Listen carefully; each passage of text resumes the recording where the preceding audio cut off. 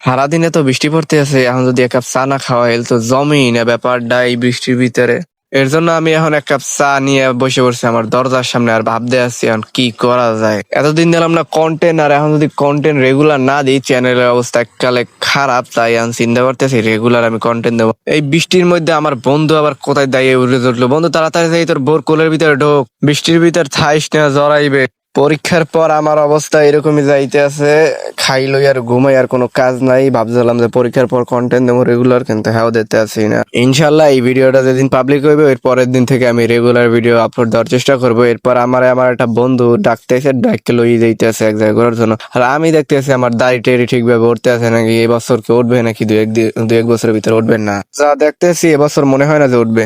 আইলাম ফুটবল খেলতে, আইয়া দেখি কেউ আয় নাই, কারণ হইতে আছে এদিকে আলসইয়া মাঠটারে দেশে খাইয়া এককালে।